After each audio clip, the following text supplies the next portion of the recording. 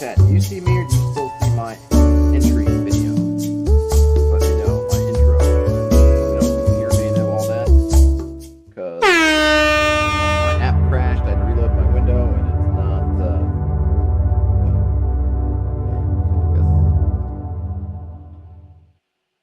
I see now. Alright. I see now that I'm here. Sorry for any confusion and my voice overlapping with the intro music, but that is due to the fact that Melon crashed on me right as I was going live. Excuse me for a second. Melon crashed on me right as I was going live. Melon is what I use to stream. Left me in a whole bunch of confusion. And apologies for the late setup and everything. Just running behind. This is kind of like the day where everything was going wrong for me. But I made it. Had a really bad headache.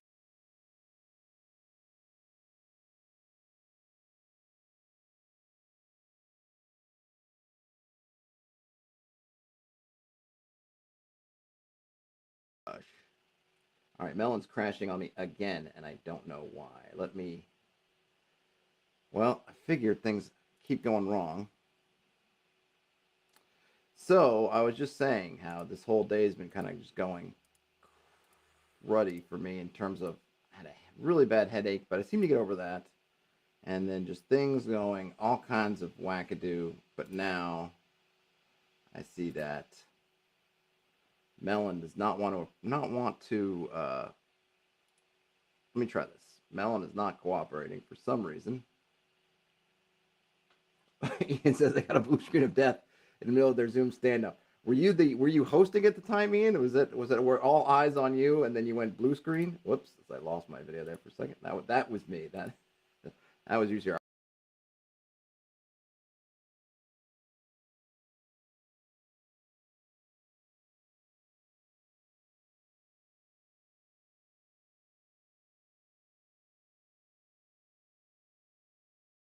Okay, every time I try to share my screen, it's dying on me.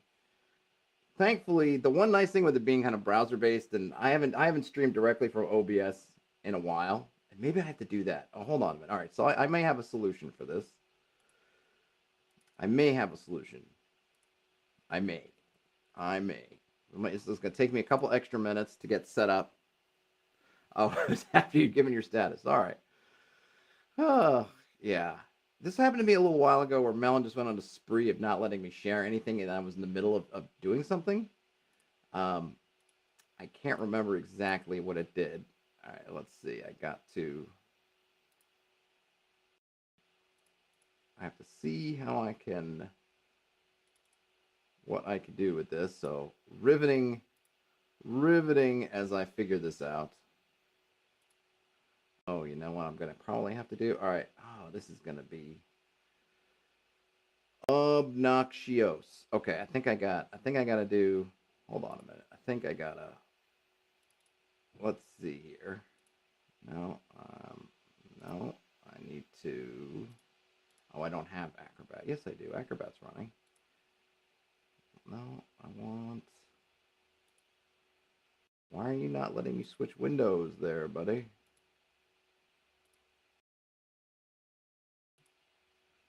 I've got Acrobat is up and running, so why are you not letting me? I'm trying to get OBS to see Acrobat, and it doesn't want to. All right, so let me just, yeah, I'm going to get, oh, wait, it is now. No, I don't. Okay, so this might work. As I get to on live on YouTube. Troubleshoot my setup. All right, let's see.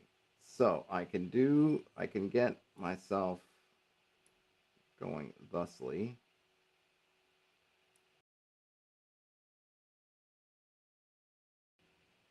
Let's see if I can get this as a start. And then we'll see what we can do. So this Journeys in the Unknown, something is through the June Jam. If I can get this going, hold on a minute. Tools. Oh, no, wait a minute. There was start virtual camera. Now I'm going to switch my camera. We'll see if this works. I got OBS set up. All right. I will try to restore myself in a minute, but it was important for me to at least get this going because this is what we're here to talk about. Goodness knows you guys can look at my face or not at any point. How is that looking for everybody? Awesome. All right. Journeys into the Unknown. Link is in the show notes. I believe that they've posited this, and it's on. If you look at itch, I think it's posited as a very light OSR rule set. Trying to, I guess, like most OSR rule sets, I think keep the flavor, maybe without some of the limitations or other things. So we got that. I'm just going to try to get my add video capture device.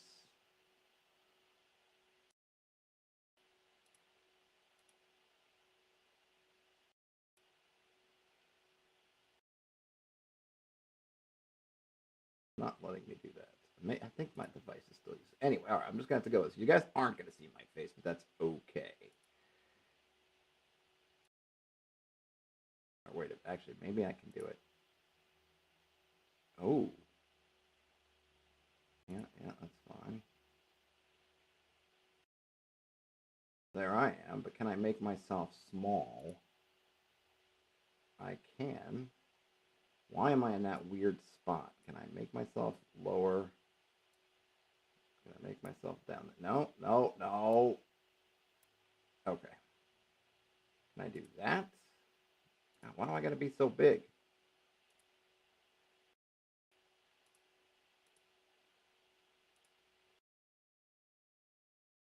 Nothing else? Well, I'm gonna be smack dab in the middle today. Yeah, the cover art. Yeah, Terrence, the cover art is cool. All right, enough messing around. It's only been. I'm already starting late. Issues now. I'm even 10 minutes late now. I'm in a floating box in the middle. Anywho, play Journeys into the Unknown.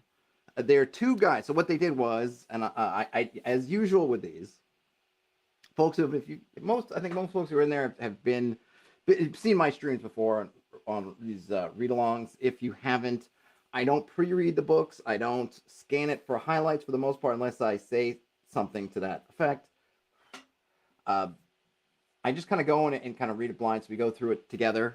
So we see the good, the bad, anything going on, and you have to deal with me as guiding you on these loosey-goosey guided tours.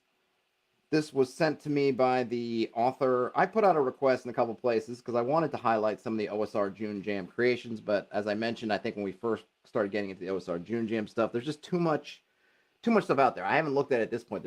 I don't know. There was a ton of when we looked at the beginning of the month. I think, or maybe it wasn't even June yet. It was like, or June was like June 4th or something. It was already hundreds of, it seemed like, releases that people had. I keep wanting to say subscribed that they submitted to the jam. Goodness knows how many there aren't now. So rather than pick and choose with no real film, I don't know most of these creators. I don't know those. I have no way of knowing from one to the other. Some of them are free, some of them are pay. So I thought, what I'll do is I'll put out a couple of calls, and hopefully people will say, hey, yeah, it would be cool if you looked at it on the channel or whatnot. All right, they're folks. Some of you in here who may have created stuff, and I could just use that. So the people who were kind of looking for a little bit of maybe a signal boost and were interested in that could do that, and folks that didn't care, they were out, whatever, and I wouldn't have to. It would help me filter a lot of stuff. So this came through that. I did mark it as, I think, promotional on YouTube just to be kind of on the safe side, though. Of course, they just send it to me. There's no strings attached. I don't have to talk about anything or do anything. I really didn't even have to make the video. And of course, they don't get any. This is done live, so there's not like there's any controls back to them. And as probably you could tell from this rambling statement, it's unscripted. So I have no controls on me, no strings on me. I'm a real boy.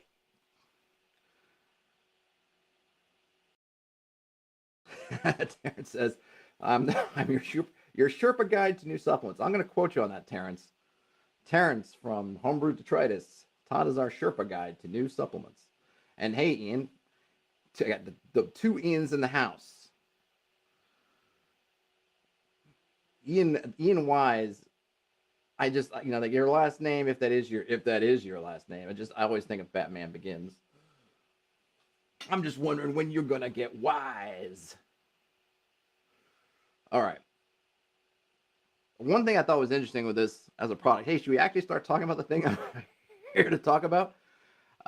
So players Journeys in the Unknown. This is the player's guide. They split up into two guides. Neither one is particularly long, so maybe I have time to ramble because I'm not sure how long. I think each one is about 12 pages each. What I saw.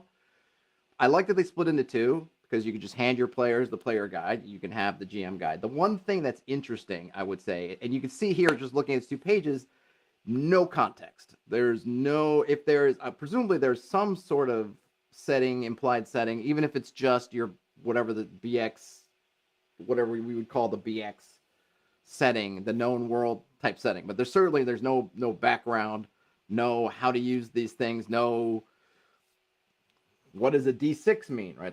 I think the assumption is, I'm guessing that we're coming from other materials, and so we're looking for something like whatever, but we're not complete noobs to the scene. Probably a good guess. I mean, if you're finding something through Itch and through the Game Jam, you're probably not your first foray into role-playing games. Ian Wise and Ian Unwise. Far too many Ians. Yep. Hey, there's room for more Ians, but no more Ian Bs. At least I can go Ian B and Ian, because one is Ian Boyd and one is Ian Bartosz Wise so far of our Ian lair. So we need some diversity in our Ians.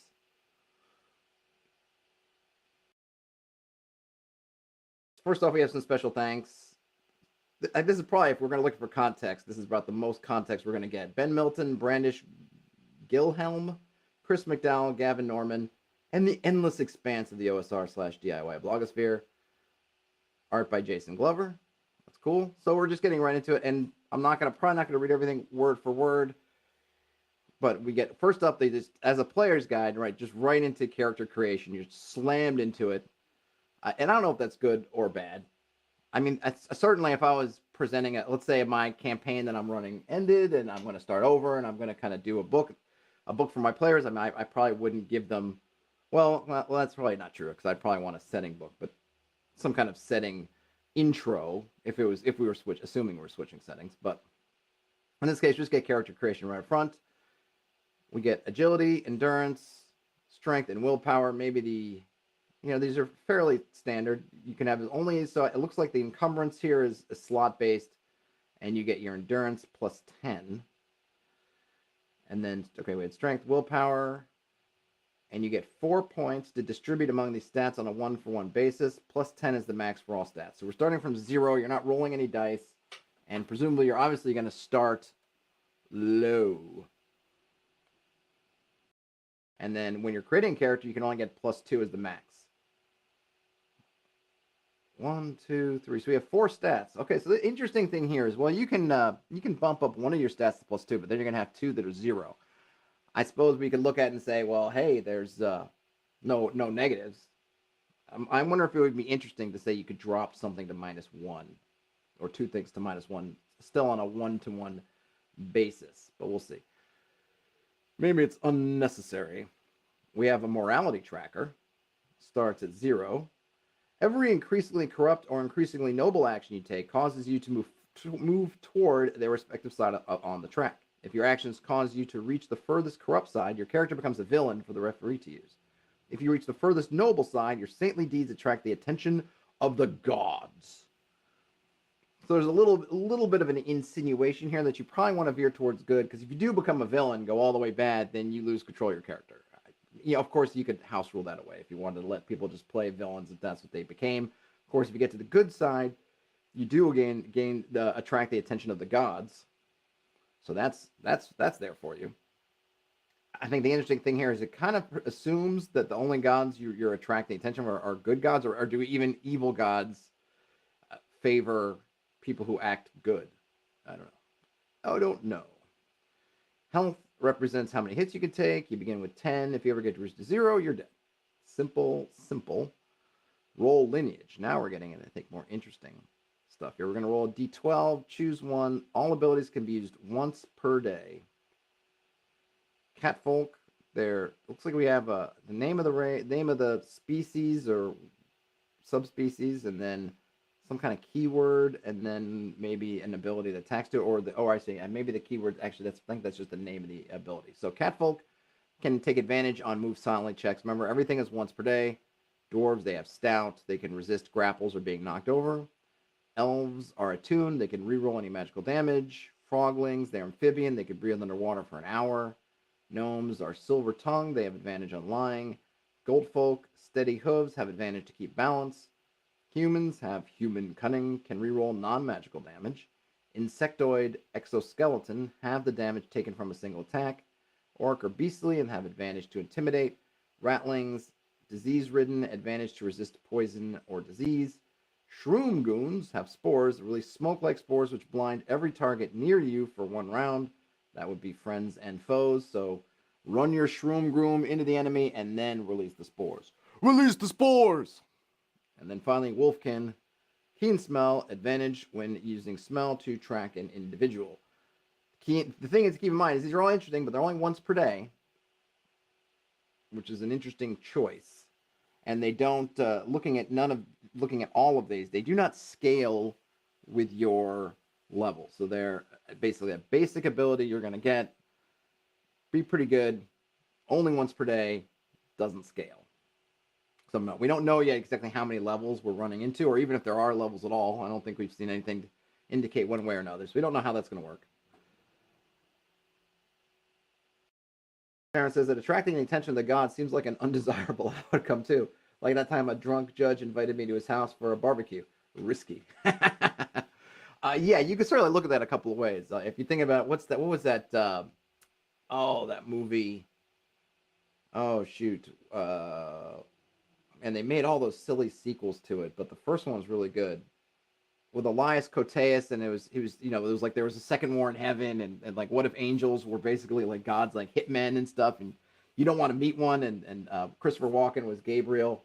But it was kind of cool. It had the same idea. Like you don't maybe want the attention of an angel. It's not necessarily a good thing. They were in the movie portrays them as a lot creepier and just kind of meaner than we think from a lot of the stained glass window portrayals we might have. And yeah, you could say the same thing for the gods. You may not want to meet the gods. The gods don't always do things that are kind, depending on your view of gods and what the divinities are up to. So absolutely could agree with that. But here, it seems the assumption is that it is a good thing.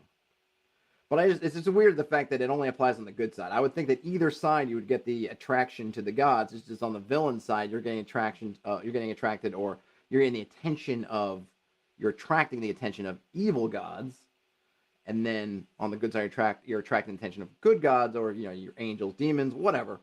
It's the interesting thing here is that you just become a villain, but the gods don't care for you, and you lose your character. But if you're good, you're doing good. But maybe the point is that it's kind of pushing you in a subtle way to say, meet good guys, go on good adventures, which I don't particularly have a problem with.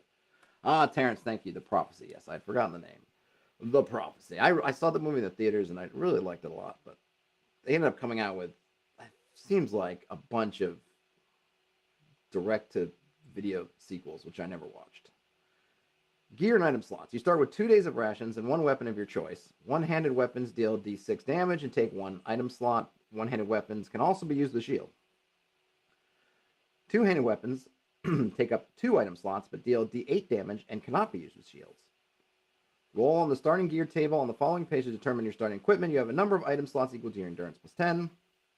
Most items take up 1 slot, but some take up more. Some small items can be bundled together into a single slot. 50 coin take up a single item slot. You can never carry more than the amount of item slots that you have.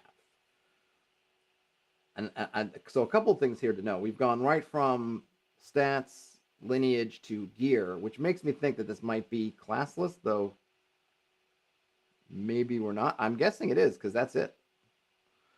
So no classes. And it doesn't seem like I haven't seen anything with spells. Anyone have I seen anything with spells? I see the elves reroll magical damage, but I haven't seen anything to indicate about if you are a spell user. So we'll have to see how that works. because a night your shoe fly. Shoe fly, shoe. So our starting gear, I'm not going to read all these. Finishing touches, you're level 1. Choose a name and answer. Why have you chosen to adventure? Why are you working well why are you working with the others in your group? I think that was probably my little editorial touch. Why are you working well with them? But yes, those are good questions. I have no issue with those at all. That's a nice little convenient backstory. Why have you chosen adventure? And hey, why are you working with these other people? How are these other people important to you so that if you accomplish some goal of yours, you don't just decide or you don't think to yourself, I have no reason to adventure with these guys anymore. No, give yourself a reason and do it now. Don't wait until later. Do it now. Now. It's that kind of day. I need some more. What is this? Cold coffee for the working man. Not that I feel like I've been able to get much work done today, but still.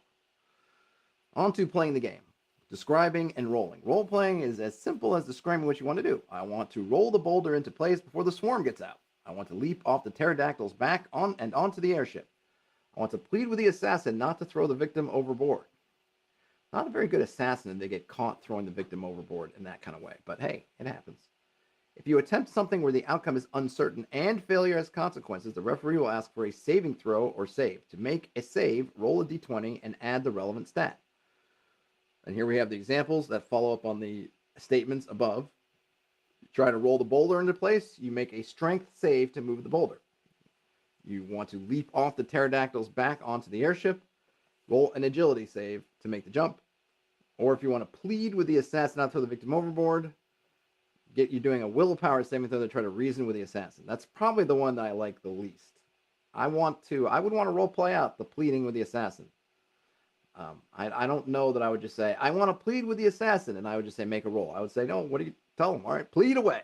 I think it's the kind of thing where in my sort of game anyway, maybe just mean, evil GM, if one of my players said, okay, Todd, I want to plead, which actually happened a few sessions ago, where they were trying to, one guy was caught, and he was basically dying, but was kind of being used as a human shield by a hobgoblin, and the other character was trying to reason with them as the one character was bleeding out. And I think I've told the story before. It was kind of, in a way, humorous what happened because the player's just like, stop. The player whose character's dying is like, hey man, stop. Because the one character, the player is very cerebral but kind of slow. Slow. I don't want to say slow. I mean, he's deliberate and trying to work things out. And the other player's like, man, you got to take your shot. I got like 2 rounds before I'm dead.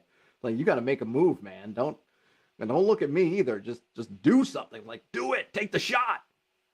And in that case, he spent one of his rounds trying to make some kind of, I don't know if plea or bargain, or I don't know if it was a threat or whatever. But I wouldn't have let him get away with just like, I plead not for the hobgoblin not to kill him, and then make a roll. I had him talk it out. Of course, I forget what ended up happening. Oh, I think the talking didn't work. And then he tried to shoot the hobgoblin and missed both of them. And then the hobgoblin slit the other character's throat. It happens sometimes. But okay, so we see the general thing, even though I wouldn't use that last one. If your total is 16 or higher, you succeed. If not, the situation gets complicated or deadlier. You crush one of the creature's flailing limbs as you roll the boulder into place. You trip and go tumbling toward the ground below. The assassin smirks, then shoves his target into your arms before leaping off the ship. So the assassin jumps off the ship? Okay. I guess. In general, we're trying to roll a 16, which is a 16 or higher, so that's what, 5, 10, 15, is that 20? Or 25% chance base. Are my odds right? 16 or higher, I think on a d20 is 25%, and you can get that down to, or you can then raise those odds up. You can only get so you're always going to have some chance of failure, because maximum, if you have 10, you're going to still have to roll above a 6, so you still have a pretty good chance of failure.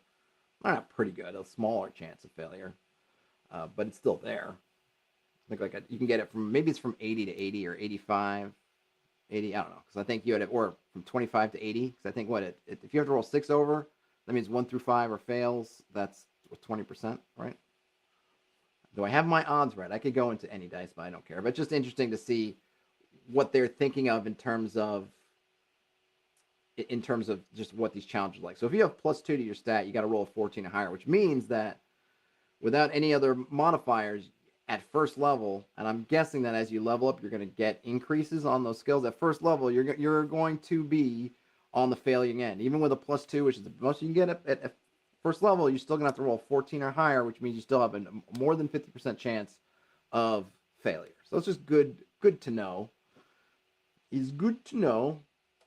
This is a good reason to look for those synergies with other characters where you can get aid, fictional positioning, because you're going to want to get in some +1s or +2s, or whatever you can. It looks like maybe they're using advantage and disadvantage here to try to get more. If there are situational factors that make a save or other roll significantly easier or harder, the referee may give your character advantage or disadvantage. The referee may grant advantage or disadvantage to any die roll, not just saves. If a save has advantage, you roll 2 dice. If it has disadvantage, you roll 2. Oh, yeah, we know advantage and disadvantage. So it looks like they've done away with just numerical +1s, +2s. You're just going to take advantage and disadvantage. And I'm always torn on that. And I think in an OSR kind of game, I think I prefer either a combination of advantage and regular bonuses and penalties, or just bonuses and penalties, because I'm not rolling that many dice, and I'm okay with saying in this one it's your +2 or +4 or -2 or -4, whatever is happening. But it's a way to do it. I think the problem I have with advantage and disadvantage, and it's the same problem I have with it in 5th edition, to the extent that I have a problem with it, is that what ends up, I always liked as a player, I would always aim to get as many bonuses as I could. Okay, so let's say I got to sneak behind this. I need to sneak behind this guard. Okay, I can wear I have my super soft slippers that are the whatever, they eliminate that kind of noise. Great. All right, I can wrap all my weapons and stuff. I can wrap it in a towel to muffle any of the sounds of them clinking. Great. I can paint myself all in black. Great. And I can build up those, especially if in this case, I would have to have the time to do all this stuff. But assuming I had that time, great. I could boom, do this. With advantage and disadvantage, if I do one thing, it's either, hey, you've suddenly got advantage and now you don't need to do anything else, or you don't get advantage and I guess you got to do more. And then it's just kind of, it's just this sort of flip on and off. Whereas if the other way, I don't have time to do all this stuff, but I can do these 2 things, and then each one will help me incrementally. That's great. Whereas the advantage, disadvantage is like you hit this advantage and then you have it, or you don't. And then if there are other players involved, if I can do something myself that gives myself advantage, then there's no point in other players helping me because it doesn't do anything.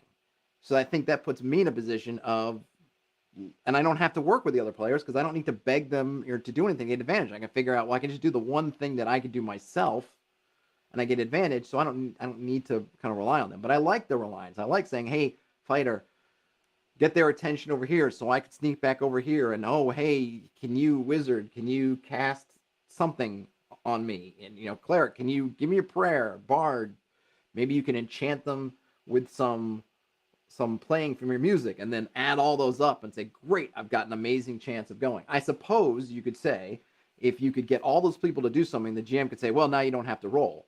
But again, it's kind of an all or nothing thing. So either I can get everybody and get overwhelming advantage to just, hopefully the GM says don't roll at all, or I don't. Not sure it's worth it. Terrence says, urban camo tactical plate mail. Yeah, that works. Practical advice. Ask questions and make notes. Work together, but divide and conquer. Fight dirty, because your foes will. Good plans don't rely on the whims of the dice. Be prepared for anything, including death. When you die, make a new character. Yep, that's pretty easy peasy. Combat, we've got initiative. Each combat round, you're rolling a d6. On a 1 to 3, all of your enemies will act first. On a 4 to 6, you and your allies will act first. If you surprise the enemy, You and your allies go first in combat. For the first round only, all your attacks are enhanced, which we don't know what that means yet, but I'm assuming that's a good thing. In combat, on your turn, you may move from near to far or far to near and take one action, such as casting a spell, attacking, using a trait, or any action deemed reasonable by the referee. Attacking, all attacks automatically hit. If multiple characters want to attack the same enemy in the same round, roll all their damage simultaneously and keep the highest result. To attack, roll the appropriate damage die. If you roll higher than the opponent's armor, you deal the damage you roll. If you roll less than the armor, you deal no damage. So combat, they're definitely going. I forget where I saw this first, who had the basically everybody hits all the time, but they're doing it. So you're essentially rolling versus damage, rolling versus armor. Here's the example. Arcadia strikes the beast with armor 3 with her mace. If Arcadia rolls a 3 for damage, her attack misses. If she rolls a 4, then she will deal 4 damage to the beast. Pretty simple. Melee weapons can strike near foes, while ranged weapons must be used in far range. Spells can be used in either near or far range, depending on the spell description. Impaired and enhanced. Enhance. Enhance. Attacks that are impaired, such as unarmed strikes, firing at an enemy through thick fog, or fighting with a dislocated shoulder, roll d4 damage. Enhanced attacks, such as striking a downed enemy, roll a d12 damage. So everything's coming out of damage and armor. I think the one thing with these, and I don't remember, is that I always look at what archetypes of characters I envision, and there's usually the ones I think about are, okay, you got kind of that, say look at 2 fighters. One fighter, heavy armored, just a walking tank. Shield, plate, maybe a mace or a sword or something, right? And they're just, boom, they're there. And then a fighter who's wearing lighter armor. Maybe they're just wearing chainmail, or maybe they're just wearing, even just leather armor. I think of Game of Thrones, that, not really, I don't know, I guess some spoilers, but I don't know, there was that time with Tyrion, when Tyrion first met Bronn, and they're up in that castle that's basically, was it on top of a mountain, or I don't know, something where it overhangs, so that there's this thing that kind of called it the moon door, which was just down, just, it just, 1,000 feet down or 500 feet down or something like that, crazy, just drop if you fall through the moon door. And then Tyrion couldn't fight, and so he basically, I guess, hired Bronn to be his champion. And Bronn is in basically no armor at all. I think he might have been just wearing some leather, and this other guy was in much beefier plate and chainmail. But Bronn was using his quickness, his smarts, and everything to kind of stay out of the guy's reach and basically kind of tire him, sort of wear the guy down. I always think in these in games of, am I able to really play both those archetypes? And looking at the way this is set up, and granted, I don't know how it plays, but if attacks are always hitting, your agility does not help you in combat. From what I'm seeing, it's all about you're rolling your damage versus whatever the armor rating is. And maybe they're going to have something here where they're saying, hey, if you have really good agility, you'll have really good armor, or you could pick up some kind of trait. Maybe there's something like that. But I look at it and say, well, do I have it? And I don't need them to be absolutely equivalent. I'm not someone that says, like, well, a whip's got to be as good as a broadsword. It's like, no, I don't. But I think you can look and see these different archetypes and think, well, are they, how does that work? And in this case, it doesn't seem like the Bronn type, or at least Bronn when he's in that mode, would work here, because it would just come down to them just beating on each other. And if the dice favored both of them equally, the guy in the heavy armor is just going to win.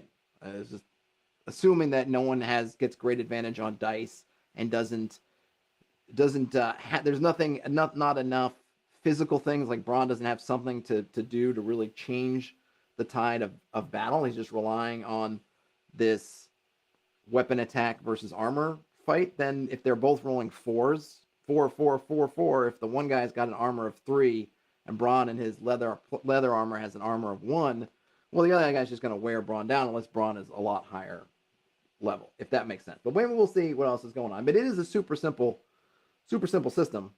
Super simple system. Whew, say that 50 times fast. Death and dying. Life is brutal. When reduced to 0 health, you're dead. When appropriate to the story, the referee may let your character make a valiant sacrifice or say their last words. I wouldn't say when appropriate to the story. I would just maybe make a rule. Just say, hey, you can do a valiant last action, and maybe you could put some caveat. Unless the damage done to you is just overwhelming or something, then yeah, make a last action. Give a speech, a short speech. Opposed rolls. Anytime you are directly opposing an action, both you and your opponent make a save. Highest wins. Examples include opposing strength saves to arm wrestle, opposing agility saves to outrun, or opposing willpower saves to outmaneuver the enemy ship. Recovery. In combat or dangerous situations, you can spend your entire turn to make an endurance save to recover 1 health. Between battles and in complete safety, use 1 hour to make an endurance save to recover 10 health. Between adventures, you can rest for a few days in complete safety to recover all health. No endurance save needed. If your ordeal is bad enough, the referee may choose to give you an injury or terrible scar. Morale. When monsters, enemies, or other characters such as hirelings face more danger than they were expecting, the referee will make a morale roll by rolling a d6. On the 1 to 3, the monster or enemy will attempt to flee, retreat, or parley. Morale rolls can be triggered by defeating half of an enemy group, defeating a group's leader, or reducing a lone enemy to half their original health. Other effects may trigger a morale roll at the referee's discretion. Brian Smith says, 0 HP, time to practice my filibustering with my last gasp. Yep, pretty much. Though I would do something like if the Epic Series issue was someone's going to spend hours, I would just get out the one of those a sand timer and just, all right, you got a minute. Say what you can before you just start sputtering up blood and expire. I do appreciate them putting morale in the player section. I don't know if we need the mechanics there, but I think as a player, it is good to know these things exist.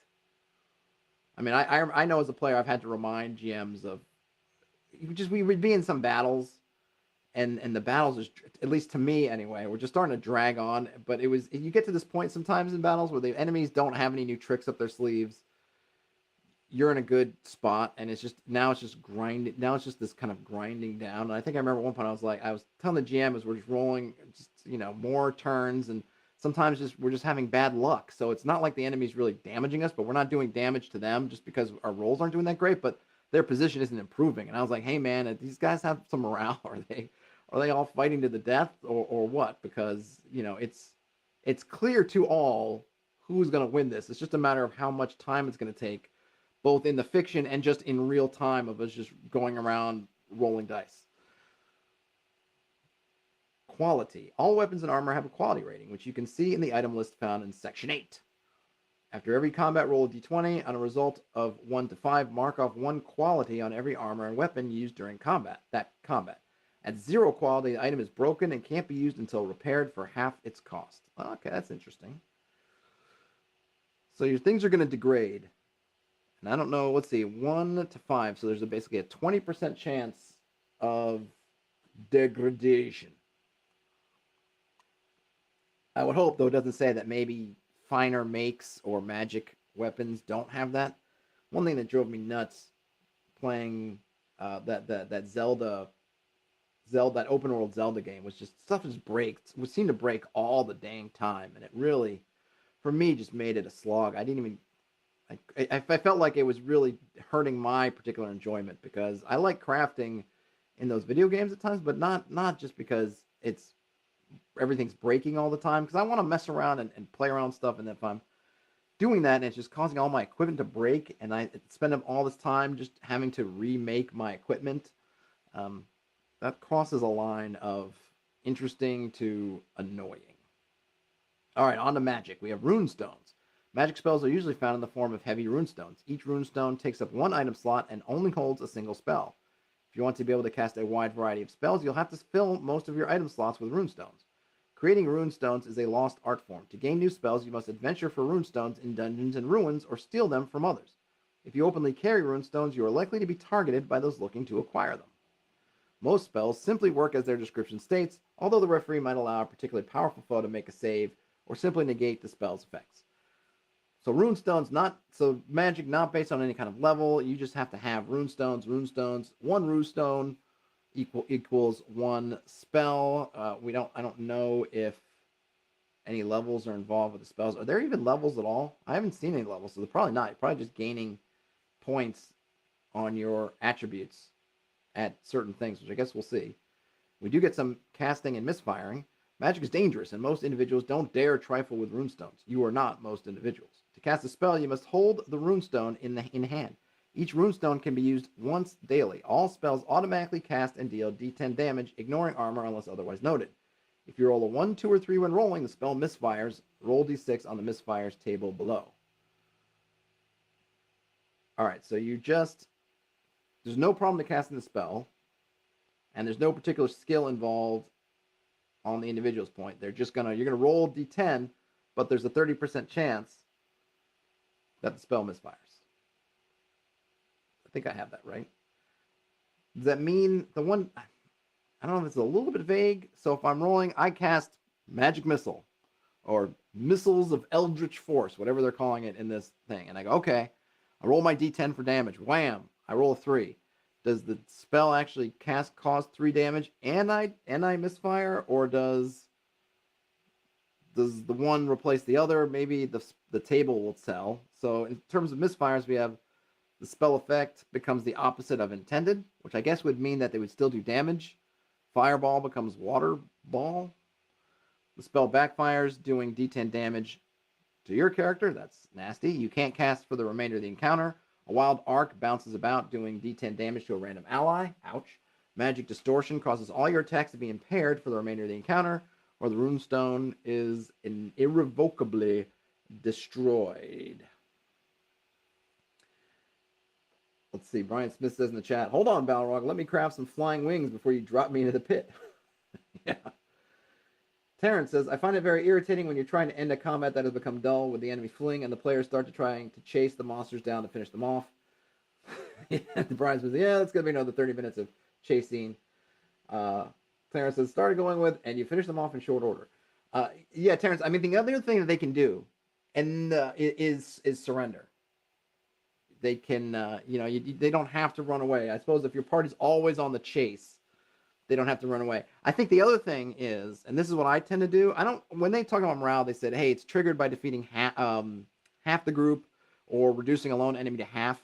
I like to do it as more like a quarter, quarters, because if it's a quarter and the enemy fails the morale check, I will tend to have that, assuming, now, okay, so they roll their morale and they fail.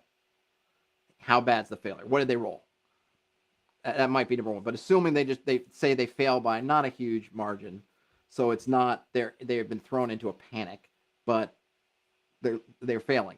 So what I will do at that point is I do that kind of fighting with withdrawal. All right, they're backing up, they're clearly trying to get away from you, but they're not just turning and running and showing you their backs. They are, they're assuming they're fighting something, that has, animals will just kind of start to back away, but they'll try to keep their angles and everything. Like they're backing away, but not in a submissive way, but in a like, okay, we're going to let you keep this wherever you are. We're going to not contest this anymore, but we're not just letting you at us. Or if they're organized, forming up lines, finding the back door corridor, and then backing into it, defensively, folks in front, if they have any, defensive formation or whatever. So if the party wants to keep going in there, they could do that, but it's going to be potentially costly. Same for the animals, but I think I've had success with it in that my players have tended to, especially in this game, have tended to see that, and they're not necessarily doing great potentially. So they're like, okay, we got to make a choice, right? We can let them go, and whatever we've won in this room, we've won, or try to chase them down, and maybe maybe the tides might turn a little bit. So at a quarter, I feel like I have time to make those decisions. If I wait till half, sometimes, depending on how much stuff the players have going on, that may only be another round. It may be that the party has gotten through their defenses, or maybe my creature, whatever abilities it had defensively, whatever's used up, and now at half, I think that this guy's only got a round or two to go, so you just better just surrender, because he's not going to even have time to run away. So I try to do the running away or withdrawing part when I think that the monster is at a point where they could actually get out of the combat. So I look at those 25% as opposed to 50%. Right, so it says, can always play that fanfare tune from Final Fantasy. Yeah, you could do the Final Fantasy thing too. Just beep, beep, beep. Exactly. And you know, the other thing is if the party, one thing, I don't want to say teach them a lesson or make up something, but I've had things where my monsters, I'm trying to remember a specific circumstance, but I haven't been able to, where the monsters were able to lure the party into a worse spot and inflict damage on them. And once you do that to the party, I think they get to be, or if your monsters can manage to do that, to do kind of a fighting withdrawal, and then the party ignores the maybe the little bit of logic that's saying falling into that hallway or whatever, we're constricted, and that, you know, maybe that doesn't work to our benefit, and they go after them anyway, and then they take some, maybe they get some missile damage for their trouble, and now they can't get to all the enemies because they can only get 2 by 2 in the corridor, and kind of it slows down, and maybe the enemy does some other stuff. Once you kind of hit them with some of those, if you know, if you have the opportunity to, that might also put some fear into them about just blindly chasing after every enemy. But of course, I wouldn't say, you know, I'm not suggesting to tip your finger on the scales necessarily, but if your monsters have a plan, and your monsters should always have a plan, then they could fall victim to it. Oh my gosh. Choose or roll a D88 when finding a new spell. Roll 2 8-sided dice. Read the first D8 as 10s, the second D8 as 1s. And that's just, I'm not going to read through all these spells, but got a bunch of spells. I don't know if they just, I wonder if this was just a matter of they went through all the spells they had and just did the math and then decided to go with the D88 to match the math. I don't know. Why not just, you only needed 12 more to get to just a flat 100. I don't know. Or I guess you needed more than that, right? Because you started at 11. So, okay, you needed maybe 30 more. Whatever it is. Not 30, 20 something more. Brian Smith says, could you build in some conceit like the glowing blue sword when danger's around, kind of telegraph the fight? And I suppose you could. I mean, you could, or they could just find a magic sword that does something like that. I don't know. I suppose they could. I mean, it really, you know, there's a lot of variables there. It's kind of hard to say, like, here's the one way to do it. You know, if you're in a dangerous place and they're in there, then of course you could have reinforcements showing up, or just other monsters or other adventures could show up. I've definitely had monsters in one area start to withdraw and then call out, and then, you know, that call gets answered, you know, and then they're backing up and the party's like, okay, if we follow them, there's chances are there's going to be more. Maybe we should get out. Or they're calling and then monsters coming from somewhere behind them because the party, you know, is taking one path. So they don't know all the other corridors. Like, ooh, all right, well, remember, we got to make a decision now, because even though these guys are a little bit on the run, we may have guys at our back and we don't want to get surrounded, kind of thing. I could easily, if you wanted to do the, like Terrence, hey, finish them off. Like, that's perfectly valid too, because I think there just is a part where maybe you have some fanatics or somebody else who's going to fight to the death and they're not going to surrender. Maybe the party's not even going to accept the surrender. Then at that point, you could just, you do that. I might want to roll a table, though, to see, like, well, how much damage do you guys get? Because if you're not accepting their surrender and you're just deciding to just butcher them, I'm guessing that a lot of cases they're gonna fight, maybe even be more rash. So I might want to roll and say, okay, I'm going to do this. You know, this is where I would talk to the party and say, here's a rule. You get to a certain point, I'm going to say, and they're going to, you know, we're going to roll dice, whatever, morale, whatever, and see, hey, they're going to surrender or whatever. You decide, hey, you're no quarter.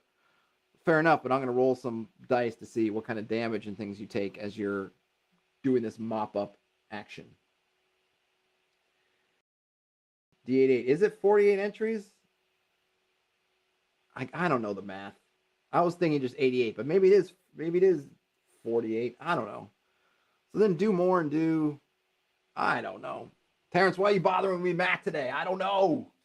Whatever it is, I would just make it a round number. But hey, roll two D8s. That's just a personal thing. I mean, it's not like I don't have 2 D8s. I don't know. Stuff that strikes me as, I just see some of those and I just think maybe a little needlessly complicated, but who cares? You got 2 D8s, roll and put them together. Nothing horrible will happen. All right, so here we go on leveling up. Experience. Whenever you accumulate 2 experience, your character gains a level. You receive 1 experience for answering yes to any of the advancement questions on the following page. These can only be used once per character. No character can gain more than 2 experience per session. If you can answer yes to more than 2 advancement questions in one session, choose which will grant you experience. Okay. And now raising stats. On leveling, you can raise 2 different stats of your choice by 1 point. Stats may never be raised higher than plus 10. Although some gear or magical effects may break this rule. And then gaining traits. Traits grant you unique abilities which can aid you or your allies. Regular traits can be taken at level 2, while expert traits can be chosen starting level 5. Some expert traits require that you have obtained a prerequisite trait. While any combination of traits can be chosen, a referee may prohibit certain combinations at their discretion. It sounds basically like feats. Oh, and Ian says it's 64. All right, 64 entries. So to get to a clean 100, you need another 36, which I suppose is daunting, but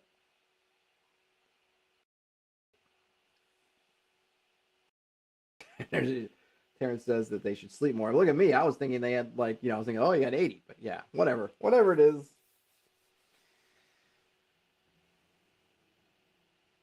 So we got raising stats, raising and gaining traits, upgrading health. You don't gain any health when you level, but if you want to be more resilient, you must take the healthy trait. Do you not gain any health even if you get more endurance? I imagine maybe you do get more endurance, or maybe you don't. What was your health? I don't want to go. I guess I'll go back and look. Oh, you just got 10. Okay, so everyone has the same. So you don't get any no endurance bonuses to health. Retirement. You have a level limit of 10. After level 10, you may retire to become a renowned character in the game world. Work together with the referee to decide what impact the retiring character has on the world, including the character's plot, hooks, and the future quests they could provide. Your retired character also gains an apprentice who starts at level 3 and whom you now control. That's kind of cool. So you can build up sort of a stable of characters as you get them up to 10. Then you get to start. It's kind of a neat thing, right? If you're able to get a guy to 10, just kind of as somewhat of a win condition, then you get to start at level 3 and start at level 1, which is kind of cool. So that definitely makes you want to get guys to level 10, and then you can just keep trying to raise up apprentice. Though seems to suggest, and that's probably the way I'll play it, well, that your one apprentice starts at level 3. If that person then dies, you don't get level 3 forever. You gotta start back at level 1 again. Not that it seems like leveling is a huge deal here. So here are the advancement questions. You can only get one, so you have to answer one of these. Was that right? Let's see, 2. Okay, you receive 1 experience for answering yes to a question. You can't, so you that's the only way you gain experience. You can't ever get 2 yeses, 2 questions in one session. And the thing is here, it says if you can answer yes to more than 2, choose which will grant you experience. But why would you want to do that? I would just keep my lips sealed and do it the next session, I guess, because there's no advantage to crossing off extra questions because you only get these. So the questions we have here are: did we? And I'm not going to read all of these, but we'll get a sense of what kind of things they're doing to earn experience. Did we earn an invitation to a party or social gathering? Did we learn something new and important about the world? Did we successfully escape the ruins with treasure? Did we share a meal with new friends? Did we restore lasting peace to an area? Did we carry out a mission for the guild? Did we complete a journey to a sanctuary? So these are the kind of questions. Now, you may say to yourself, well, these questions, some of them seem way easier than other ones. Did we share a meal with new friends is way easier than did we restore lasting peace to an area. However, you can only do one for a character, period. So once you share that one lasting meal and you feel like, yeah, I got this cheap and easy experience point, well, you can't answer that one again. And then, of course, if you just do all your easy ones, which you could front load it, would say, hey, we're just going to share some meals with friends. We're going to go to some sanctuaries. We're going to do that. Well, that's great.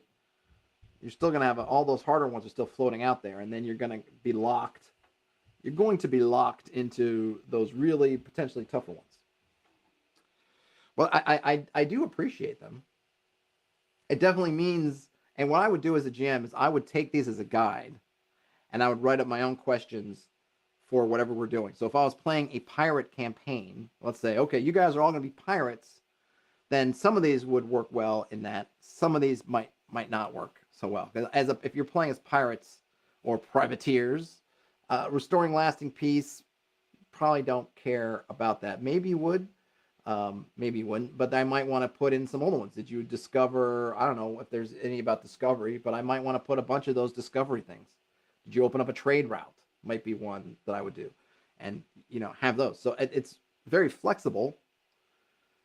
I like that I think the other thing is I would definitely put this, and this is in the player's book, and I would definitely make sure it's player facing. Because I don't want to, the thing is, one of the things I don't like about milestones is the fact that the players are generally not really aware of a milestone until they hit it, and then the GM goes, milestone, and then everyone goes, yay.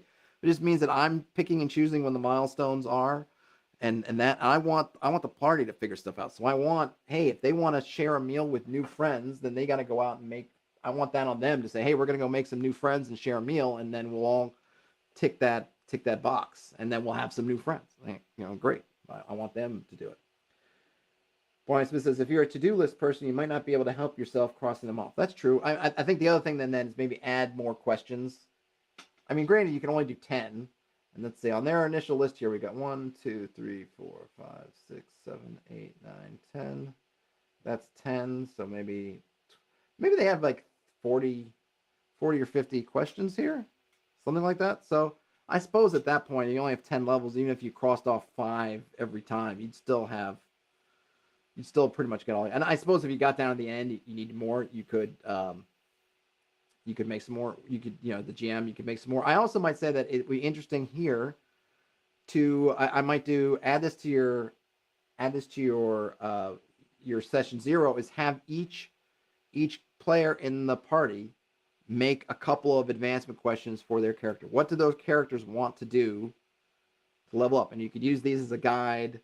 They can be kind of specific. They can feed into some story if they have it. But I think that's a really fun thing to do. Also, of course, working with you as the GM to decide which things are appropriate. No, okay, it's too easy, right? Tie my shoes, gain an experience. No, work on something. But that's a good way for them to add their own. And maybe those are only ones that they get to do. So, your fighter type says, I want to defeat an ogre in single combat. Great. Or maybe not in single combat. Great. Defeat an ogre. But only they can pick that trait. So, or you could even, maybe you want to say everybody. I mean, you want to get everybody to do it so that the whole party's on board and the fighter's not like running off by themselves to kill ogres because nobody else in the party wants to risk it. Maybe you say, yeah, whatever you guys do together. Whatever it is, I think it's cool if you let the party fill in some ideas for how they would level up. The traits. Oh boy, I'm already at almost an hour. So I'm just gonna go through these quickly. But animal kinship, assassin, berserker, terrifying presence, bodyguard, butcher, cave diver, cleave, charming. I think we're gonna find that these are our your feat type traits, which is cool. We get our items. We have an extended example of play, which I'm not gonna read because I need to get to the other book, and I'm already at time. So, but just know that there is one there. It doesn't look like, is it? Okay, there is a little bit of a combat thing here, so it's cool they have one. I always like these. I love reading the examples like in Holmes or in Basic Expert or in the DMG or something like that. Gives some ideas of how they intend or how they see these rules played out. And I suppose an ideal situation, we do get a character sheet and a quick reference. So that is that. I'm going to have to escape out of this for a minute. Switch to the other book. All right, now we get the referee's guide. Same thanks. Is there somebody explain this to me? Why are people putting their names on some of these things? The people just I get kind of having the nom de plume a bit, but I mean this comes out in the wider world. A lot of people aren't. I could take this, print this out, give this to one of my friends who's into role-playing games. It's not internet unsavvy, but they're not, but I'm going to say, all right. And then if they say, wow, I love this, I'd like to see some more by this author. But what the heck is /Lost in Dungeon? Like, they're not going to get the Reddit, I'm assuming, Reddit reference to user Lost in Dungeon. And I don't think they put. I don't think there's any even. I don't even see a link to the itch page or anything for this. Please put your names, or at least you're going to use kind of a nom de plume. The what just set up so people can find you more easily. Don't forget that people may end up with this book who don't know Reddit, or they end up with it and they don't know itch, and they don't know these things. So if you're not going to put something more verbose, please put links in so people can find you. You never know when someone's going to see it and go, wow, this is awesome. Where can I get more? And they can't find you because their Google Flu's not that great. And you could have just done the easy thing, which is link this stuff to your, heck, just throw a link in there that goes to your itch page. Brian Smith says, a mob of commoners with a shared milestone of clear the keep could justify a 0-level funnel. Oh, yeah, sure. That easily. Yeah. Alrighty. So this one is going to be, this is the referee's guide. This is going to obviously be about running the game. How to referee. We have words of wisdom. I hope I don't have to tell you, but you will need to read the player's guide before proceeding. Done? Good. Yes. That was the only thing I read in this book to know that, okay, I should do the player's guide first. In my many years of running games, I have learned one simple lesson. Just grok it. That simply means use what is practical, or rather, use what makes sense in the moment. Still here? Okay. I might as well give you some tips. But remember, when these tips fail you, just grok it. All right, I'm not going to go through all these tips. We'll kind of just hit the headers and maybe go from there. Don't create a plot. I guess I'll read this one because it's one of the more, I don't know if controversial is the thing, but maybe the one that could stand to see what they're referring to and what they mean.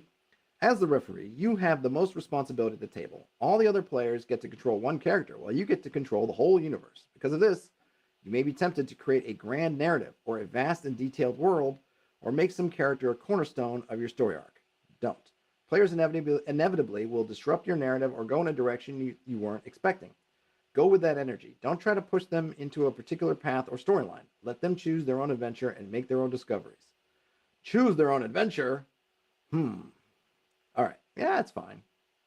I think people would argue. I think there's rooms for both. I think there's definitely room to have some more narrative direction if you want. There's rooms not to. And I say that as someone that generally does the not to. But I think I would probably say, but at the same token, I'll lean on things like, I don't know, like coincidence and fate to good effect for kind of tying things together that I think give the illusion that there's the storyline, even if there isn't one.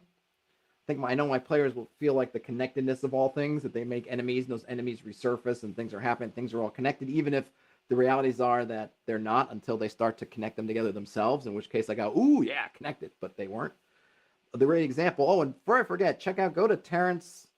Terrence is, I know he posted on Twitter and elsewhere, but Terrence, I think the first time anyone's made art based on anything that I've done, did a cool drawing of Bogwig the Magnificent, though he turned him into a nice, what was a mystic, what do you call him, a mystic druid or something, whereas Bogwig was kind of a madman in the woods, but he got a lot of that sort of, I don't know if craze is the right word, or what would I call it, either just a little bit of, I don't know, crazy or crazy like a fox kind of thing in there. Terrence, I don't know your handles are, I don't have them in front of me to know where to go, but go find his drawing of Bogwig. That was kind of one of those where it would sort of became more than it was intended to be. Right, so their name is so common, I can see the value using a handle. Wizard Lips 69.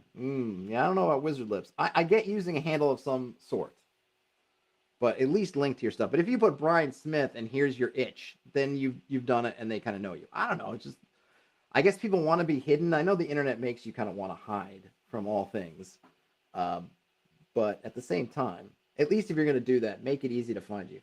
Yeah, Terrence said Mystic Woodland Wanderer. Yeah, he was a crazed fellow in the wilderness. But yeah, Mystic Woodland Wanderer. I tell you what, Terrence, for sure, if you would ask Bogwig, the party would have said, we found him. He was just this crazed guy scrambling around the woods in the wilderness. Bogwig certainly would have positioned himself as a Mystic Woodland Wanderer. I mean, that's totally what Bogwig would say about himself. So you got that right. There you go. Robot Monster 53 on Twitter. Check it out. Ian said that Matt Colville suggested that handing your players a card with something along the lines of goal, find the villagers, reward, level up. That's not a bad one. I mean, it's kind of a similar concept. Though that one's a lot more. I mean, I suppose if you're doing something more driven. Ian, was that were you? I watched some of his video on his Dusk thing. Was that part of his Dusk? I don't know, wrap up or advice video. I would even just take it that step further and just give blank cards to the players, or give a card that says, has a blank line, and then underneath it, to level up, and then let them fiddle out some stuff. Bryce says, not all who wander are lost, but he sounds like he 100% is at all times. Yeah, pretty much. Though now he's in a position of power, and we'll see how that works out. Okay. I do need to do a recap of stuff that's happened, though Bogwig's in the background so far, because now the party is into the caves of chaos, finally. But I will do that another time. So be honest, back to this. Be honest and give warnings. We've got a note about saves. This has been mentioned in the player's guide, but it bears repeating. Don't ask for unnecessary saves. Instead, encourage player problem solving. If a player's idea seems reasonable or doable, go with it. But if they do something reckless or dangerous, even after warning about the danger, then ask for a saving throw. But some stuff you're just going to have to be... See, the problem... Not that the problem with this is, but I understand what they're saying. Hey, let them go with the flow and then do it. But I don't want to say the problem with it is, but you're still going to do a lot of saves, because you're going to be in situations in a dungeon or in the wilderness where stuff is dangerous, even if the party isn't bringing that danger on themselves. Sneaking behind a hostile guard to get something, let's say, is maybe necessary. You could do all you want to do to try to make it as easy as a player as possible. I want to get all my things in a row, my dominoes in a row, whatever, make this work. It's dangerous just because of the nature of it. So you're going to end up in that situation where you have to save. Even if I say, wow, you're putting out there, the fact is that there is an element of danger, and that's not always the player's own doing. I mean, I'm not saying I'm not anti this approach. I'm saying it's one of those things I find a lot of times. Well, hey, if they're not being reckless or dangerous, then they don't have to roll. But I think for a lot of situations, you're like, okay, but there's a pit or something else here that danger is kind of baked in. So they kind of have. I mean, by that logic, then they do have to roll. I almost wonder if there's another level of advice that we could do, depending on what kind of system we're trying to push for these kind of things. Because just saying if it's not reckless or dangerous, don't roll. Okay, but I'm in a dungeon and it's inherently dangerous. So therefore, if I'm a GM that reads it like that, then they always have to roll, and there's no way they can make it not dangerous. I mean, recklessness, they can probably make it not reckless, but the danger part, in some situations, there's no way outside the danger. Ian says, I think it originated from someone in another game saying they wanted to go find this church, but never did it. And what he should have done is give them a card that says, find church, get stuff. Yeah, I mean, that is a cool way. I do like that. If you're going back to that, and we're kind of spilling back into the player's guide side of things, but yeah, if the party uncovers something, or you as the GM, you hear the player be interested. So you mentioned something like, oh yeah, in the tomb of Saint Cuthbert is this really cool magic axe.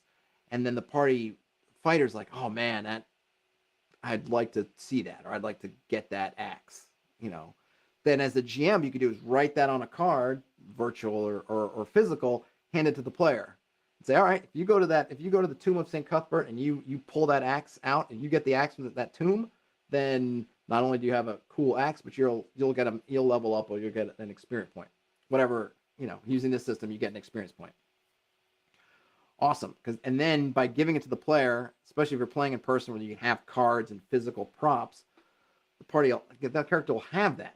And there'll be something that they'll reference. They'll have it in their materials, and they can flip out and say, oh yeah, I get not only can I get this cool axe, but I will get this experience point if I can go and find that tomb of St. Cuthbert. So I'm going to keep asking around for it, try to find clues for it, try to figure out where it is, that kind of thing. So yeah, I think that's a really neat, a really good idea. And I've been doing something in my game, though I haven't quite nailed down the kinds of goals for people, but I have That is something that I've been messing around with in my own way, not on cards and stuff.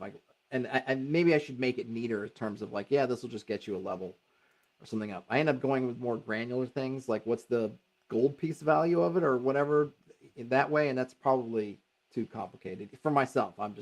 I find myself struggling with that, whereas I should probably just make something grander and say, yeah, level you up. The whims of luck. Sometimes the combination of player recklessness and your world's unpredictability demand that a save be made, but there's no obvious corresponding stat. In these cases, ask the player to choose high or low, roll a d6. If the result is the same as the player's choice, things go in their favor. Otherwise, something goes wrong. Okay, so you're basically just saying 50-50 chance.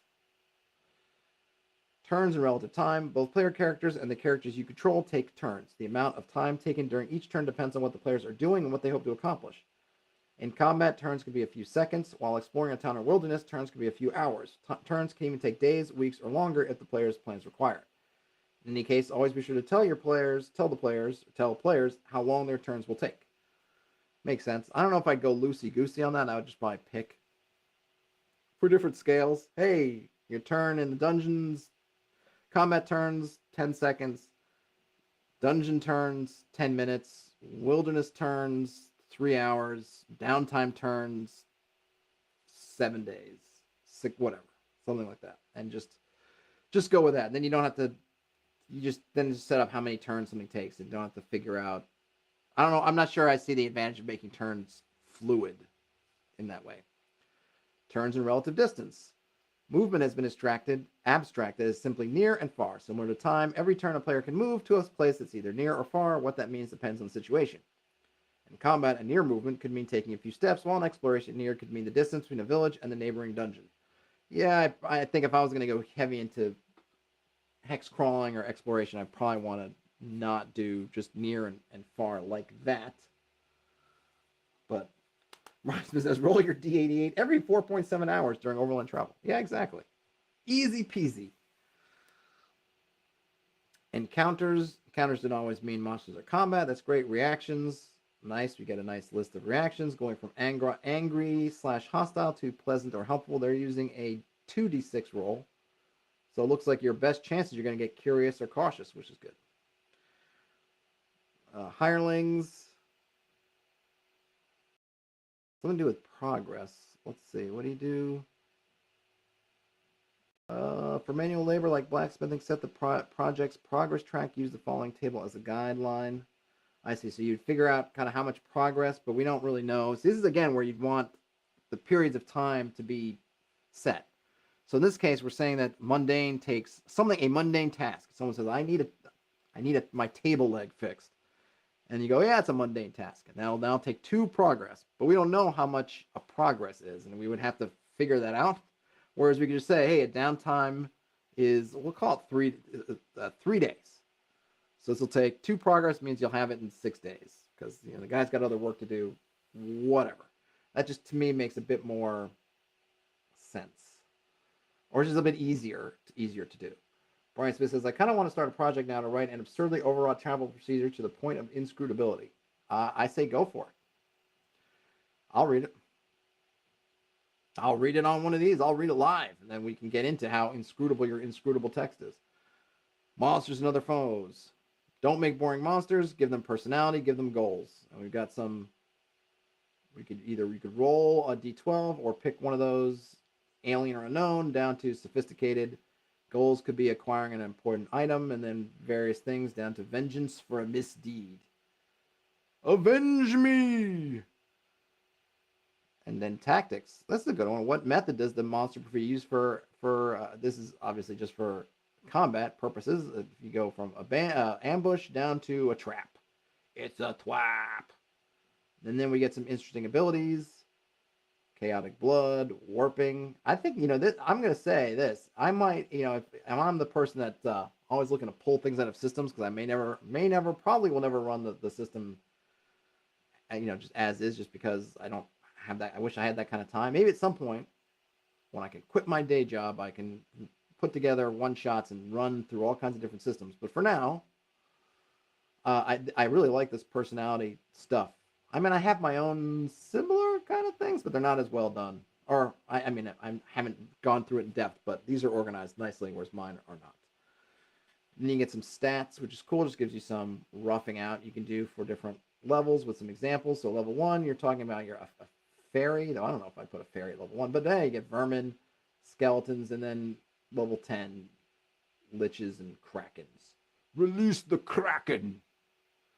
And we get some examples, which is cool. Let's see, is there any? Let me read one.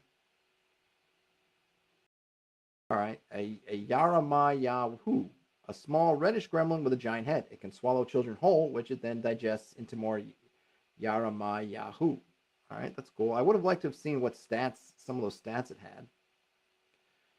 I think that's that's a little bit of a fail, I would say, on these monsters. Or am I just supposed to use this inspiration there and I'm supposed to stat them out myself? Come on, give me the stats. Give me the stats. Give me the stats. Okay, interesting characters, goals, and relationships. Include characters for the players to interact with that are not entirely murderous. Well, they can be partially murderous, but not entirely. And you can roll for some relationships, roll for who they were in the past, their physical characteristics, their flaws, awesome and awesome, dangers and rewards, traps. Don't spring a trap on the players while asking them to roll to save. That's boring and takes away from the player's sense of agency. Asking for saves such as these provides nothing to the story or the adventure. Instead, when a trap is nearby, be obvious. Don't try to provide clues or telegraph because players will inevitably jump to the wrong conclusions. You know, this is one of those things, and I've seen it a bunch of times, that I agree with to a point. Saying that they're boring and take away from the player's sense of agency, I disagree. Okay, I always hate that agency terms used for everything. Okay, sure, a player fails to spot a trap, and so they fall into the hidden pit trap. I'm not sure what agency I'm taking away. I guess if they die, they don't have any more agency, but they're still able to do stuff, and it's still led from decisions that they made, probably that they were running down a corridor and not walking or not taking the time to look, so that they didn't see the pressure plate. So it's still an agency thing. It wasn't just totally they had no, it just fell from the skies on them. It's all still related to decisions and things that they made. And the other thing, it does add to the tension. It is exciting. When I was running through, I was playing as a paladin who had to take point in this. Unfortunately, didn't run very long. It was an Osric, basically a 1E AD&D game, and I was taking point in this. I don't know. It was a dungeon, but it was kind of seemed like caves, and there was some kind of forge in there, and other things were happening. And I mean, I fell into a pit trap, and it really added to the tension. We were playing play by post. So we had time to think of all this stuff, but it really is like, oh gosh, these things are trapped. Now I've taken some damage. Now we're thinking, okay, I'm hurt, but I need to be in point. The idea was that I was heavily armored, so even though I was making a bunch of noise and I wasn't very good at finding things like hidden pit traps in the floor, the fact was that now I'm at this deficit of health. We're trying to move forward because we want to get as much progress as we can before we have to retreat. And it adds a lot to the decision making. So I don't really get that it's boring. I don't know. I don't find it boring. I think if it's overused, it's boring. If it feels like it's coming out of nowhere, I think that's bad. If your players feel like they have no options, like they had no choice or they had no sense. But when I hit that trap and fell in, like I was pretty certain, like, like that's kind of like I internalized those. Oh, damn it. I didn't get that trap. I did not think to myself, I've lost agency. DM has jammed me. Like it's not how I felt about it. And I feel like people just have now run to this thing of it's just don't ever do it. I don't know. Use traps in carefully. I think you can definitely telegraph things, definitely be obvious in some ways. But I feel like if there's a hidden trap and the party through their actions or inactions fail to find said trap and it goes off, I don't think it's a horrible thing. And I think used, in moderation can be to good effect. Maybe I'll just put it there. Side rant over. Brian Smith says they chose to go into the deadly dungeon, and Indiana Jones didn't complain about the traps as part of the deal. He did complain about how low XP monsters like snakes. Yeah, I think that traps are kind of part of the game. I think if you make clear that there's things that are trapping things, and I think in some of the dungeons I've read that I think do a good job is you show there was that one dungeon I read from 4th edition. I'm forgetting the name of it, but if you go back and check from streams, it's a while ago now. I went through it. It had a cool thing where there were traps that were already triggered, and that was this cue to the players that these traps were there. And then later on, you can have traps that are not triggered, and then the party's like, okay, there are pit traps here. Someone put pit traps. There's one that's been triggered, so now we have to be aware of it, and we should be aware of it. And then if we, as the players, as the characters, decide to just ignore the fact that where there's an open pit trap here, and we're just going to keep doing what we're doing and not being aware of it, then if you get caught in one, that's kind of your fault. All right, now rant over. So here are their bad examples. A spew of fire suddenly bursts out of the wall. Give me an agility save. This gives no warning and cheapens the experience. Okay, if that's all the context that they have, you enter a doorway, a hallway that's nondescript, nothing's going on, and all of a sudden it's just save, spew of fire. Then yeah, but there could be, I suppose, so I mean, I guess I would say yes. If that's all you're getting, that's probably not a great trap. If this is the sum total of what the party has to work with. Now, in the frustrating example, you see a scorched wall ahead. This is better, but the clues could lead the players to misconstrue the situation. Was it a wizard's fireball spell? But to me, that's okay. I want to hear their obvious example, but I think the fact is that it could be misconstrued. I think it's okay. I mean, that's part of what being a trap is. The concept of the trap in the fiction, for the person who's laying the trap, is sometimes you want it to be obvious because that's kind of part of the thing. Is it's as much a barrier or a warning as it's a trap. And other times you trying to be not super obvious. So to the extent that the wall scorching doesn't reveal that there's a blast of fire coming from the opposite wall, though again, in the situation of you have a corridor and there's all this scorched wall on one side and none on the other, I think maybe giving that extra thing is, hey, the left side of the wall is all scorched, or the left wall or whatever, then that's, it's better. But let's see their obvious example. There's scorched wall ahead. Opposite, you see holes that smell of gas. A badly burned body lies on the ground next to the scorch marks.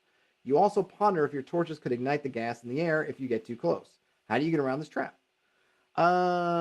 Yeah, see, I guess maybe it's just a style thing. I don't know if I would go to the thing as like, okay, I think smell of gas in the air is good if that's what's causing assuming that this is some kind of, I don't usually think of the monsters or whatever having access to like natural gas or whatever they're using here, but let's just assume that this is how it works. Gas in the air, and there's some kind of something to spit forth a spark to do this.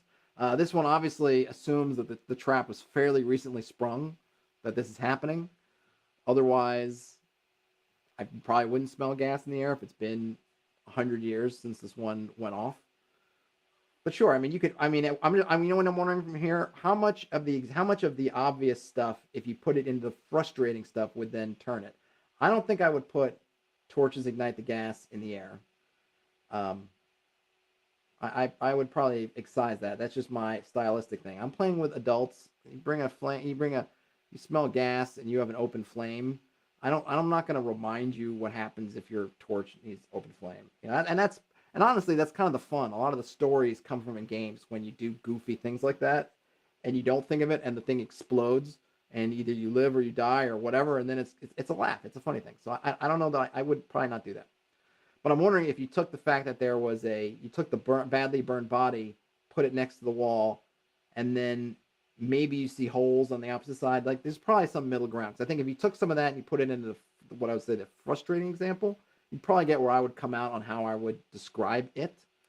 But I also would, it depends on maybe on player actions. I would assume when they see a section of wall that's scorched, most parties are going to start to examine more, and then you could give them more of these details in a way that you might feel makes more sense.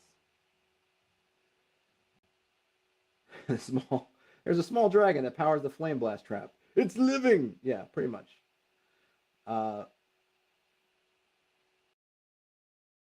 Let's see what else Brian Smith says.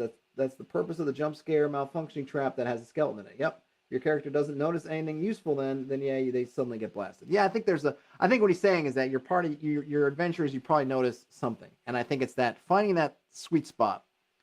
Whereas the GM, you don't feel like you're just giving the whole thing away. No, I don't, and I'm not saying they're giving everything away because you still have to get around this thing, and you still have to deal with it. But I think that where you come in on, well, how much information, how much do you want to just give to them without? So I will say this: I think the way I would probably do it is I would give maybe more than my jamming style was I would probably give more information than in the frustrating example, though less than the obvious example in terms of what I would give.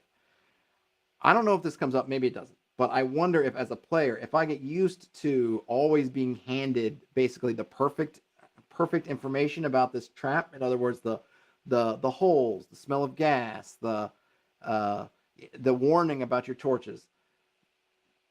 Then is it robbing me of some of the cleverness things of having to figure it out, or are we just relying on the fact that there's other stuff at play and that's clever? I don't know. I don't know where that line is. I think it's really just a big style thing, because clearly with the obvious example, there's still something to be figured out.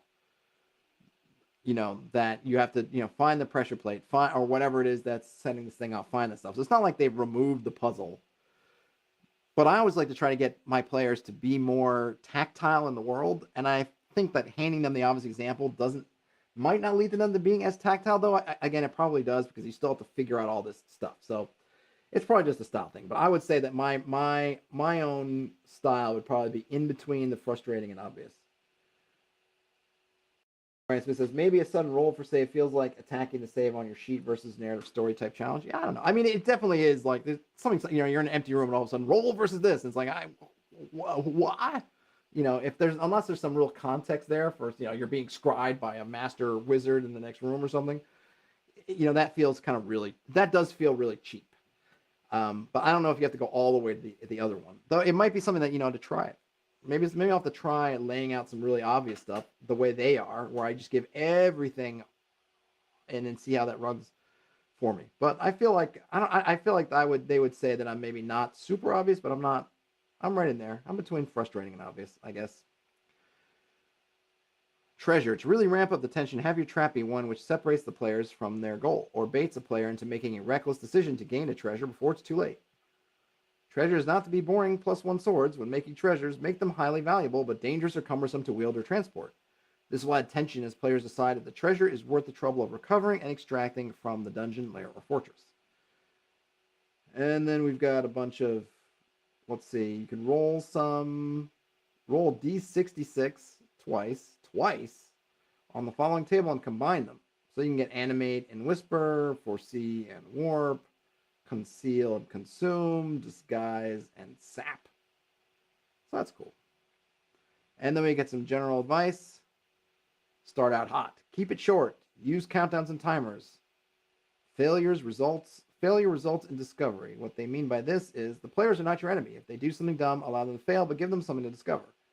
Perhaps failing to disarm the trap gives them insight in how to use it against their enemies. Or maybe missing that jump across the chasm lands them right in front of a secret tunnel or cave entrance. It's kind of your fail forward type of situation. Sometimes the failure is just, well, we need to do something different. Let's not jump across that chasm again because Freddy just landed down 20 feet with a thud and they're not moving. So let's get out the rope. Or the other thing. I don't always want to have them rewarded in that way of, there's a secret tunnel. Okay, maybe, but maybe it's just sometimes you just gotta fail and maybe what gets lost in this a little bit is this is how you become wise. This is part of playing the game, learning the game, is you fail, and the reward for failing is gaining that little bit of wisdom as like, yeah, that wasn't the right spot for this. Sometimes it's just going to be a roll, but then you kind of start to figure, even if you don't know the dice, you start to feel the odds of that, and you go, oh yeah, my guy's not that strong, or whatever is being used for athletics.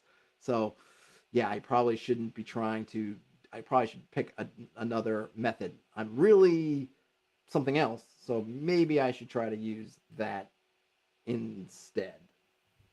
Don't be a Freddy, says Mariah Smith. Exactly. Have interactive locations. That's good. Use physical props. Use props whether you're playing in person or remote or virtually. That's always good. End in the middle. yeah, I think if you could find those cliffhangers, and this is always good advice, and I try to do that in my games, but it doesn't always happen. Sometimes you're trying to get something done, the players want to keep playing, or they just take too darn long, or they're too darn fast, and the only cliffhanger you have would either be you be ending really early, or sometimes there's no cliffhanger. But yes, it's good to end. I try to end on something where there's kind of a question in the air, or something happened, and sometimes it's good to let them end after they've just discovered something or found something. That way they have time to process it. Don't feel like playing, then don't. Yeah, I think that's good. And here we have a quick reference for refs. Awesome. That's really cool. So that was Journeys into the Unknown, the referee's guide. We also looked at the player's guide created by user Lost in Dungeon from Reddit. The itch.io, the link to the product page itch.io is in the show notes, which I think, because I'm on Twitter, I'm stream on Twitter, and Facebook I know gets the kind of show description stuff. YouTube I know gets it. I've also got on my forums.hexed.press. If you're on Twitter and you catch this and you don't have access to those links, they're available other places. I'm sure if you type into your search engine of choice, Journeys into the Unknown, I think it's only $1. So it's very, almost, I would say, too cheaply priced for what you're getting. I think it's all very clear. I think that some of the stuff that, it's just different style things, but that's okay. I think as a rule set goes, it's pretty easy peasy. It's definitely, this is classless, so if classless stuff is your jam, then this is going to be right up your alley. But I like a lot of it. It is very simple. It is very well laid out, and I think clear in just about everything. So yeah, really, really good job by Lost in the Dungeon. It is part of the OSR June Jam, so you probably go, if you have the OSR June Jam page bookmark, you probably find that there as well. If you could give a thumbs up on your way out, that would be awesome. If you found yourself in here and you're not subscribed and you feel like subscribing, that would be great too. It just helps, those things that help the videos get discovered on YouTube. It's the the blah blah blah blah blah blah.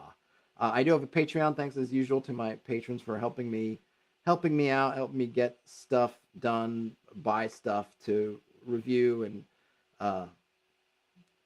buy equipment that I need, and do things like get a subscription, subscribe to Midjourney, so I can now make endless art that I can then feed back into my patrons.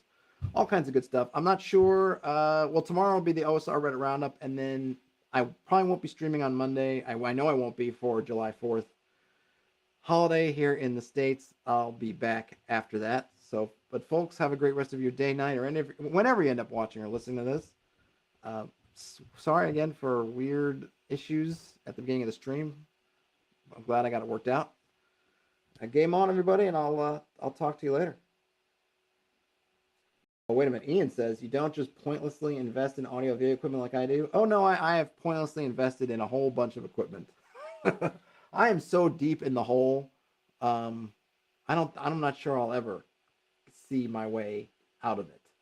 But at least now there's a few small things that I can actually kind of pay myself back for. Yeah. It's a deep hole, and I get into that stuff too, so that probably doesn't help either. But hey, we all have our hobbies, or our hobbies of our hobbies that are about our other hobbies. Whew. It's a rabbit hole. All right, folks. Later, skaters.